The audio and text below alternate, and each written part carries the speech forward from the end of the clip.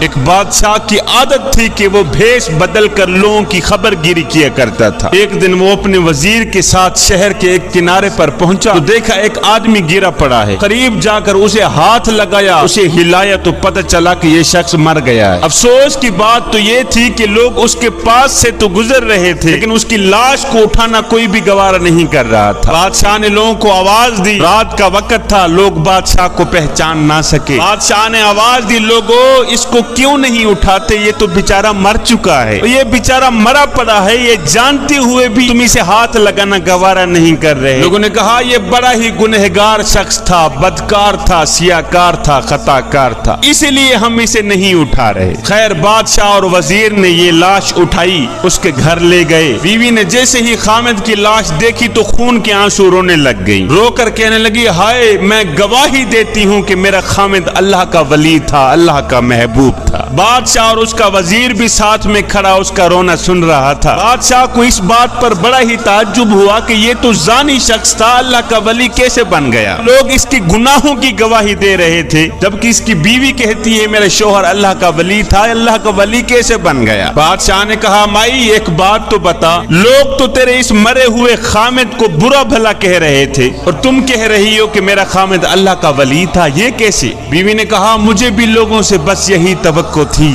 بھائیو، دراصل حقیقت یہ ہے کہ میرا خامد روز شراب خانے جا کر شراب خریدتا اور گھر لا کر گڑھے میں بہا دیتا اور ساتھ میں کہتا چلو کچھ تو گناہوں کا بوجھ مسلمانوں سے ہلکا ہوا۔ پیتا نہیں تھا، وہاں سے شراب لے کر گھر آ کر گڑھے میں بہا دیتا تھا، کہتا جو شراب میں نے خرید کر گڑھے میں ڈالی ہے اگر یہ شراب کوئی اور لے جاتا تو ساری رات گناہوں میں گزارتا۔ اسی طرح میرا شوہر رات کو ایک گندی عورت کے پاس جایا کرتا تھا، اسے ایک رات کی اجرت دے کر کہتا کہ تم اپنا دروازہ بند کر دو، آج کی رات کوئی بھی تیرے دروازے پر نہ آئے۔ صبح گھر آ کر کہتا شکر ہے میرے مالک، آج اس عورت کا اور نوجوان مسلمانوں کے گناہوں کا میں نے کچھ بوجھ تو ہلکا کر ہی دیا ہے۔ اب لوگ میرے شوہر کو ان جگہوں پر آتا جاتا دیکھتے اور برا بھلا کہتے، میں شوہر کو کہتی تو یہ نیکیاں تو کر رہا ہے لیکن جب تو مرے گا تو کوئی بھی تجھے غسل دینے کو آمادہ نہیں ہوگا۔ میرا شوہر مسکرا کے کہتا